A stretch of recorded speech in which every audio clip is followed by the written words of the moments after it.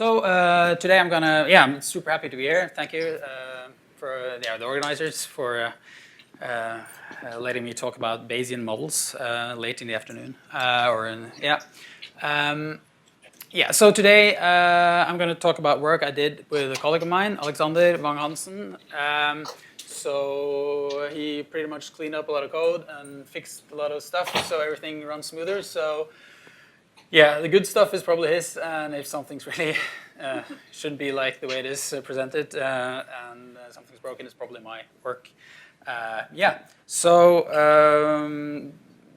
just going to start today.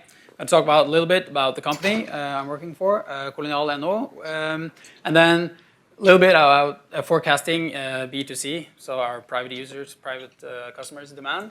And then some technical challenges. In the abstract, I wrote about pitfalls, but that sounds a little gloom. I'm going to talk about. I'm going to call it technical challenges. So Kolonial means grocery store in Norwegian. So, but you don't speak Norwegian probably, so that's why I have to explain that it is a grocery store, online grocery store. But in order to make this online grocery store work grocery industry has really low margins, especially in Norway,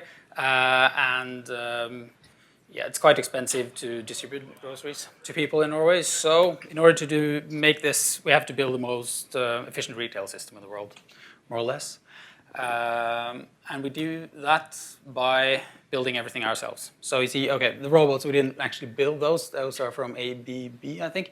But everything kind of more or less telling the robots what to do, and the whole warehouse, the whole logistics, everything of that is built by us. I should stand over here. Mostly in Python, which is good for me as a data scientist working in Python.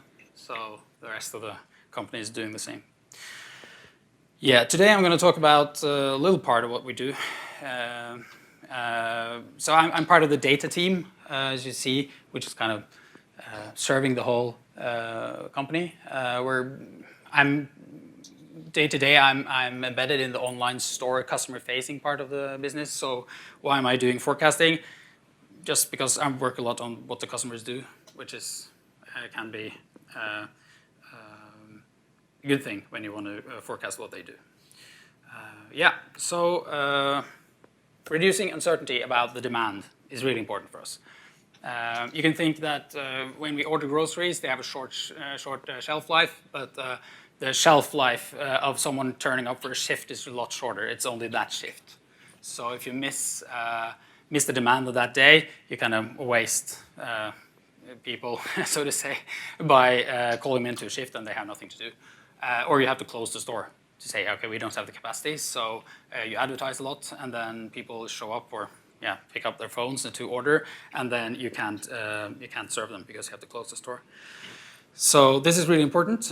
We also have to order enough cars or trucks to drive the groceries around. And we need to know when we have to book those cars. So why Bayesian? Except for that's what the cool kids in the statistics department use, which is true, but maybe not a good reason to spend my work hours doing that.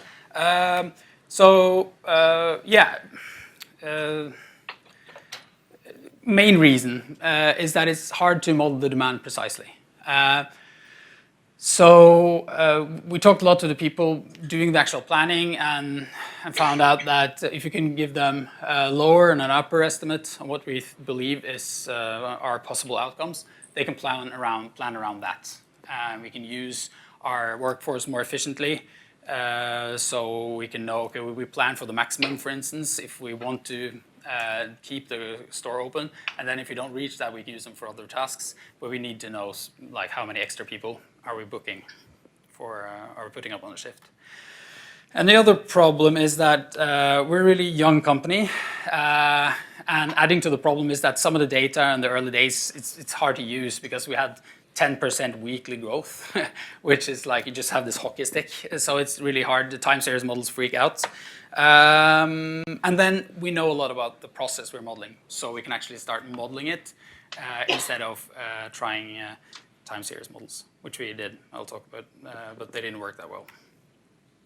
Yeah, other advantages is PyMC3 and other probabilistic programming tools are really good tools for building custom models, I find, at least. So that's an added bonus. And you can build hierarchical models.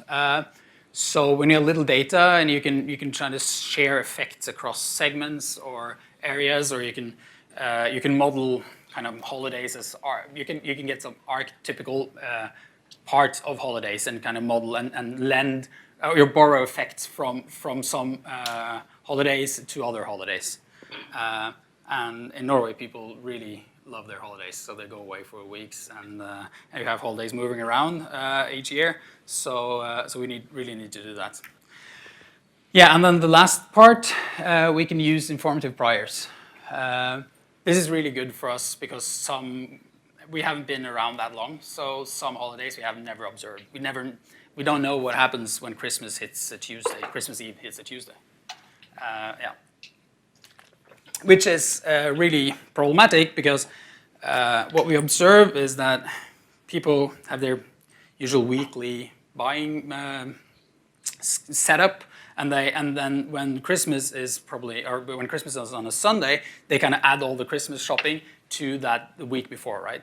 But then as you approach that day, or as Christmas moves in the next week, then you suddenly shift to people then having business as usual orders on this week, and then the Christmas order next week, and we don't know when that happens. So we haven't been able to model that yet, but we can try modeling kind of scenarios there. Yeah, another advantage. Yeah, so every time I present this, people tell me it's another person who said this, so this is the latest iteration of it. But yeah, but I think it's a really good quote. Sometimes you can't be exactly right, so then it's better to be vaguely right and not be exactly wrong. Yeah. And what that gives us, I'll get more into how we model this, but it gives us this. So you can see we have an upper and a lower band. So it's what's called lowest here is the first percentile of the posterior distribution. And then the upper is the 99th, and then we have the 10th, the 90th, and then we have the mean in the middle. And then you have the orange line, which is the actual values, and you can see we're inside this band of what we're predicting, which is our goal. So yeah, it was like high level of what we built. So a little bit more into diving into why we did this. Yeah, like I said, we're a young company, so our time series are really short. Standard time series models, we tried them, didn't work that well. And adding that we haven't observed certain combinations of holidays, weekdays, and seasons, which is a good reason to try to build the model yourself. So is this, I don't know who said it, but I like this small data, big models thinking. So if you have a lot of data, you can just like send the data into the model of some powerful boosting library or neural net, and you're fine. And here we have to model a lot. And what we did is found out that if we break down kind of the shopping behavior into transitions between our habit segments, I'll get into that a little bit, and then we actually just have a state space model into time, and then we model how many orders we get per customer in a segment for a day, and then how many units per segment. When we do this, I don't know if you can see what I'm drawing here. You go from something that looks like this in times, and to more stable stuff like this, and you have some seasonality maybe. Which is what you want to achieve, especially with time series models, but here you can achieve it by breaking down the process yourself. Yeah, so these are habit segments. They actually, we get them from another model I worked on, which is a predictive model. Just predicts the probability of orders in a certain time period into the future for every customer in our customer base, which is a quite simple XGBoost thing on top of a really simple feature engineering, because we really wanted to be stable over time. And what we get then are just, and these segments were intended for human consumption. So it wasn't intended to be put into the model. But a lot of what we do is built around these segments, which is also, it's a good idea to use the same segments in the model, because then we can inspect what the model gives us, and it's related to the strategies we use or implement, and how we think about our customer kind of journey. So maybe it's easier to see how we model this over time when we look at the segments. So we have the N and the W are new and win-back customers. So the win-back customers are customers who have already have some orders, but that our model say are inactive, and then order again. While new customers are customers that are either registered without a new purchase, or haven't registered and then start purchasing, or had their first purchase. And then we model how the transitions between these states and the habit segments. And once we've done that, we can do that from week 0. We know how many customers we have in each segment in week 0. And then we can look at transition, or we can use the transition rates to see how many customers we have in each segment in week 1. And we can do that week 2, 3, as far as we want. Right now we're working on 6 and 12 weeks. And then you can, and then we model the orders per day per customer and the units per order. And this are the customers per customer in each habit segment. So the basic way of modeling these things are the same for 3 different models. So these are 3 separate models. So I'm just going to talk about the orders per day per customer model, because it's more or less the same idea. Yeah, so what we do here is we then, for this orders per day per customer, we get a posterior distribution of that. And we tried, I'll come back to that, we tried using samplers in the beginning, but that took too long, so now we're using variational inference, ADV in this case, and we built this in PyMC3. So it's quite a simple set of explanatory variables. We have seasonality variables, we have the weekly variation, so we have Monday, Tuesday, Wednesday, etc. We have long trends, short trends. We have holidays, special holidays in Norway, and other special events we can model too. Depends how you define a holiday. For instance, we have so this might sound odd, but in Norway, everybody, if you have a holiday on a Thursday, nobody works on a Friday. So, which is quite, it's a Norwegian-specific problem maybe.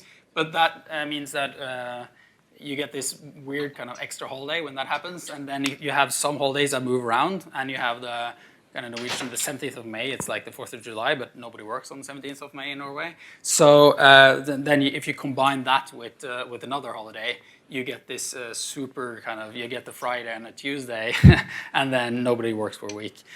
So those are the special events. It sounds like we don't work, I don't know. We're really, I like to say that we're really efficient when we do work. And then to make, in the beginning, we did this separately for all the habit segments and every day, right? So this was fine for, we didn't get any bias by doing that when we started aggregating, but we underestimated the uncertainty. Because there were some effects we didn't capture, and everybody did the same thing at the same day. And our model thought that, okay, when we have a high draw from the posterior from this segment, then we equally probably have a low draw in another segment. So uncertainty was underestimated, the width. So now after switching to variational inference, we thought, well, let's see what happens if we put all the days and all the segments into one, or with all the error terms and have one huge matrix where they can correlate. And we're a little like this, but it worked really well. So we thought, so that made our model, so then we had a little over 1,000 random variables in our model, and which is not what I intended in the beginning, but it works. So yeah, it looks like this. We have a lot of posteriors comes out of this model, and once we have that, we can just draw from all these posteriors, and we can simulate the system as many times as we want, and then we get the plot I showed you earlier, where we have a band of demand, which we think will be inside of. Yeah, so so I was a little uncertain of how high level and low level I should go, because it's easy to kind of overfit to someone in the audience, but then maybe the accuracy was a little low now, so yeah, I apologize if I'm not detailed enough, or too detailed and not detailed enough at the same time. But yeah, I'm going to talk a little bit about the main gains from using this model before diving into some of the problems. So we had significant efficiency gains. A little hard to quantify, according to the ones quantifying the gains. It should probably have been me, but we're moving quite fast, so we're doing a lot of stuff at the same time, which is really not a good idea if we want to quantify one thing. But everybody's really happy with the efficiency gains, especially at the manning process at the warehouse.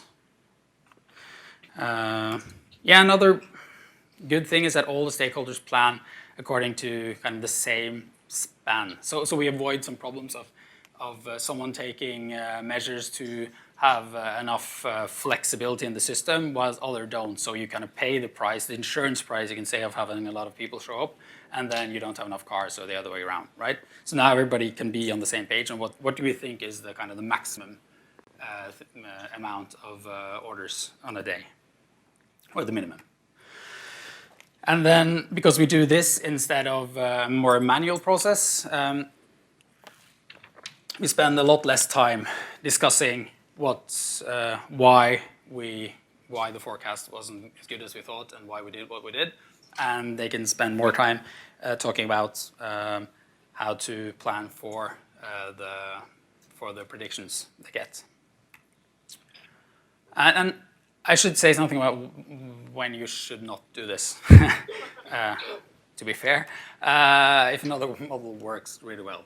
So, because it's a lot more time consuming, and there's some other problems with these models. So if you can just do some feature engineering, maybe with some automatic feature engineering library, and then you just run like 3 different boosting models on top of it, and ensemble, and you're fine, right? And you don't need the uncertainty if you're accurate, right? If you're always on target, then who cares, right?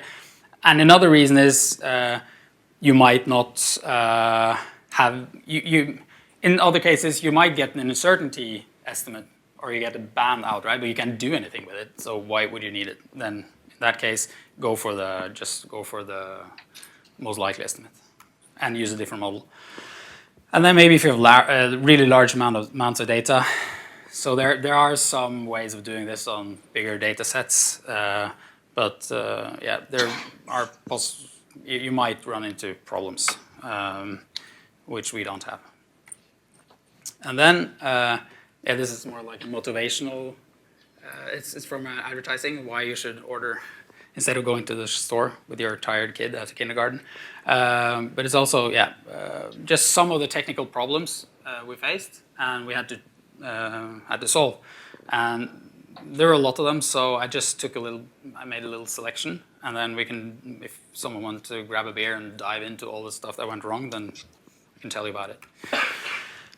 Yeah, so the model is enormous. So how do you specify a model with over 1,000 random variables? That's one problem. And then before switching to variational inference, it took 15 hours to run all the models, which is a long time, especially if you want to iterate on the model specification. You can go on for weeks. And that's before we actually just started doing cool stuff with the hierarchies and all the shared error terms and that stuff. Yeah, so this is, I have to say, I really like the documentation, PyMC documentation, and there are a lot of really good blog posts out there. So when you read this, it looks, yeah, it's easy to read. I like specifying the model this way.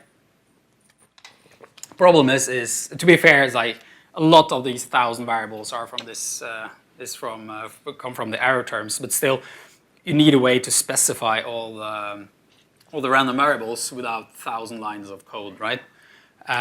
So this is the first iteration, which, yeah, this is a production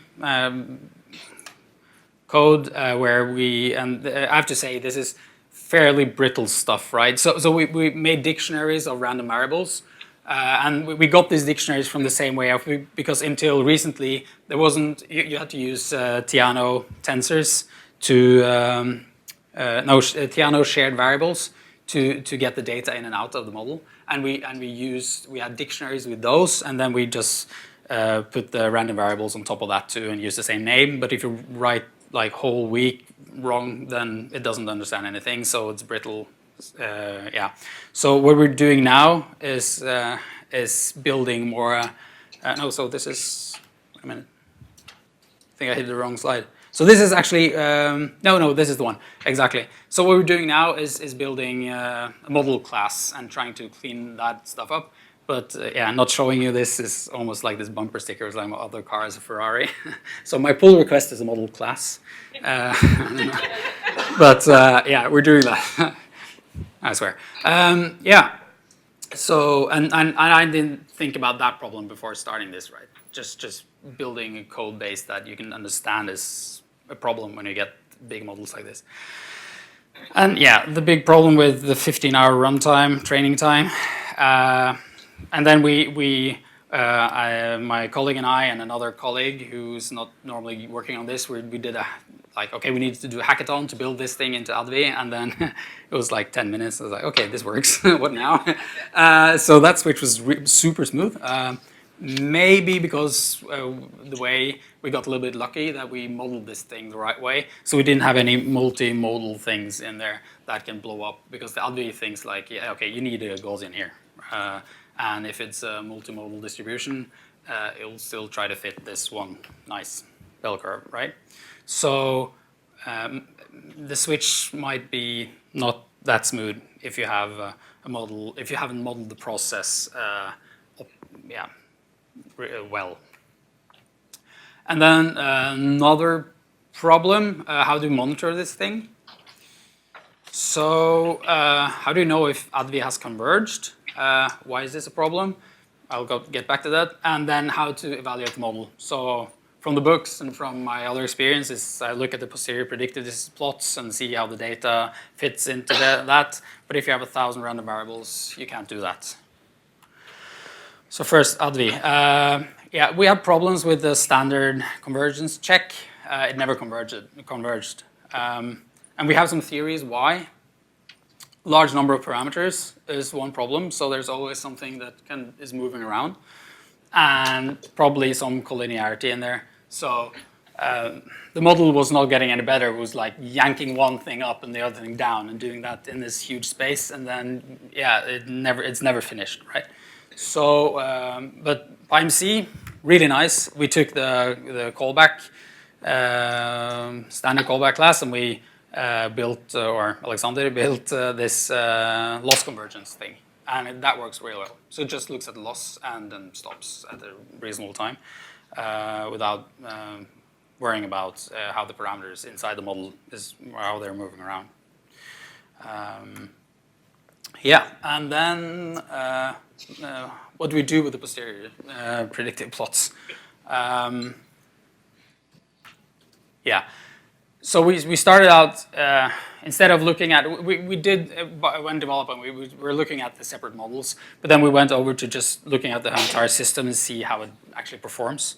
And then and what we told all the stakeholders too is that we're not looking for the best point estimate. We're looking for, like the data should be inside this, this band. And we're working to get this band smaller or narrower and narrower over time, right? So the insurance cost goes down, you can say. Yeah. So I had to take stuff out here, but this is something we did or still do, where we kind of plot a lot of statistics, and we can actually also look at the plots and see how, like where we're missing, where are some data points. You can actually use this to see if some days are really like consistently bad. But this is still kind of time consuming and hard to, because you can say, okay, some bias is okay. So one of the models ran a long time with little bias because it performed okay, and then we didn't get like too wide estimates. But we're now looking into putting or using this more, trying to find a single metric to evaluate prediction intervals on the data points. And this is one method, Knighting, I don't know how to pronounce it, and Raftery from in a paper from 2007. Looks really promising. Yeah, because it will be a lot easier if you have one metric that we trust and to run different versions of the model and also monitor it over time. It's less time consuming, so we can do other stuff.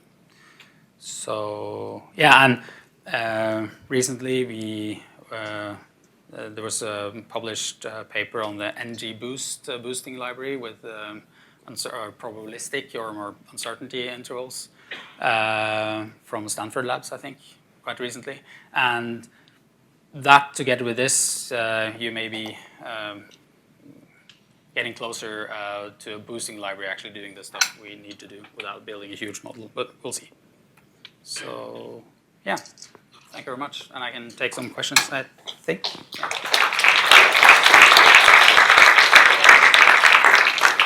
And we're hiring. We have some data on our empirical proof. I don't know, proof that we have people from the US working at us. So yeah, some of you might like to go to Norway. Yes. So how do you decide on the transition interval or the frequency of looking at the transition between segments? Like, yeah, good question.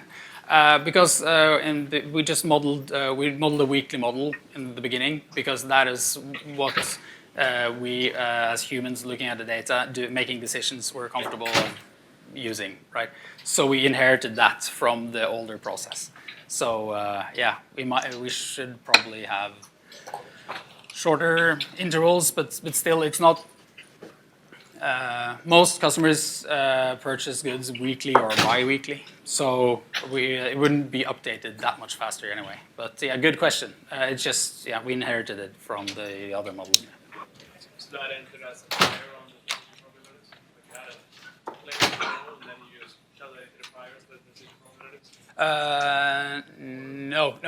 No. So we estimated the transition probabilities between the segments. So we just got the segments as if they were true data, yeah. So and we used quite wide priors, and it works well. Yeah.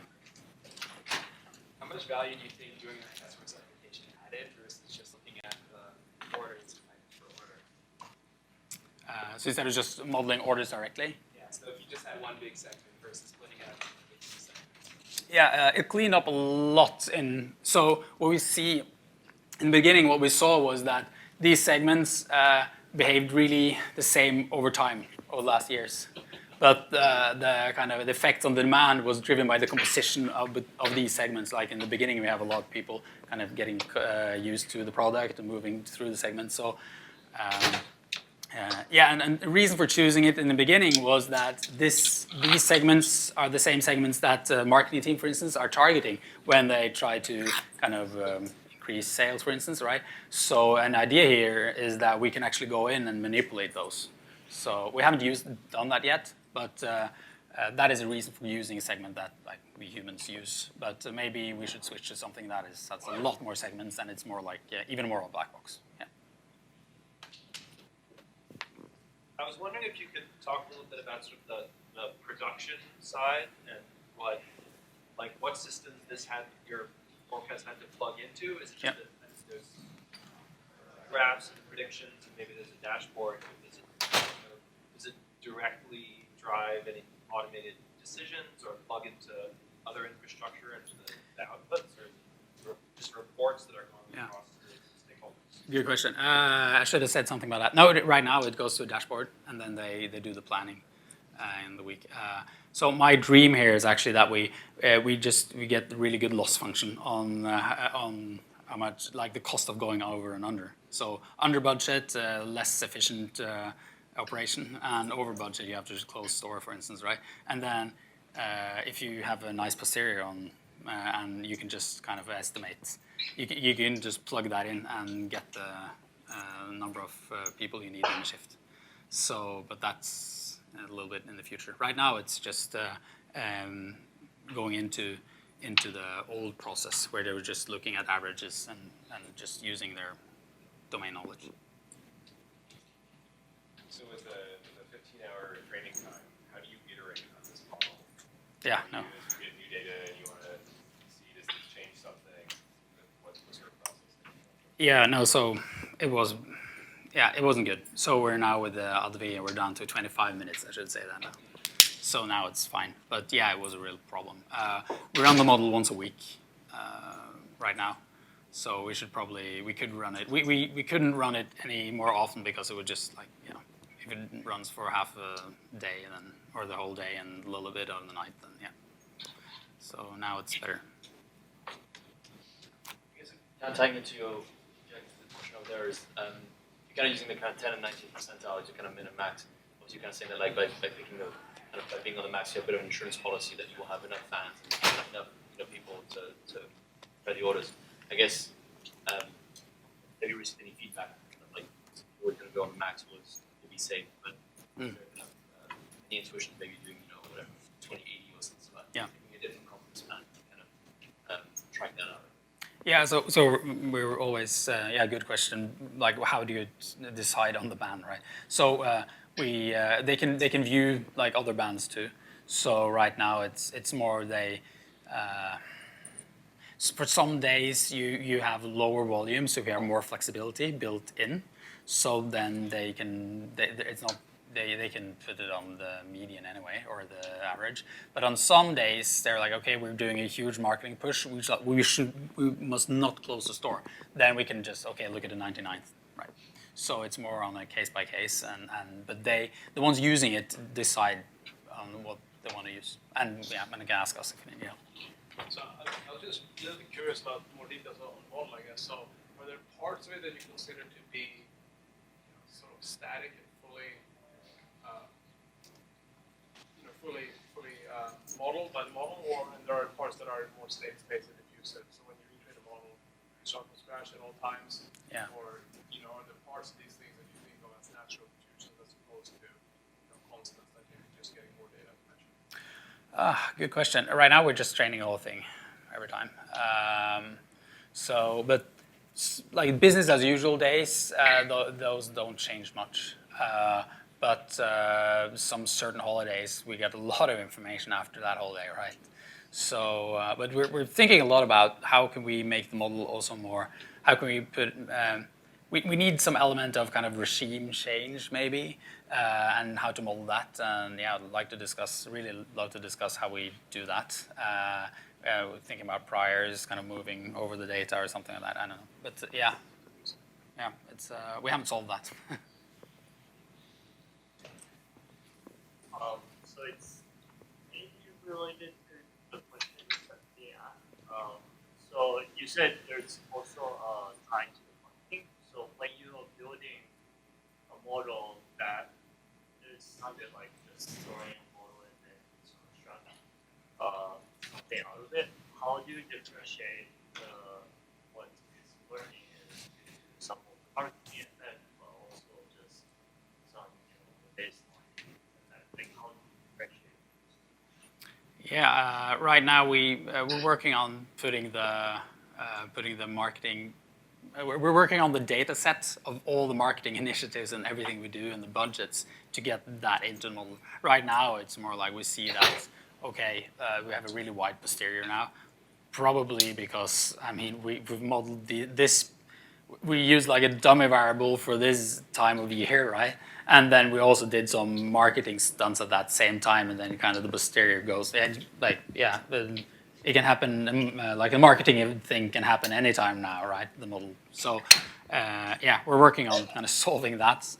But right now, we're building the model and maintaining the model, but we're also in these meetings with the stakeholders, so we can talk about that and then do some.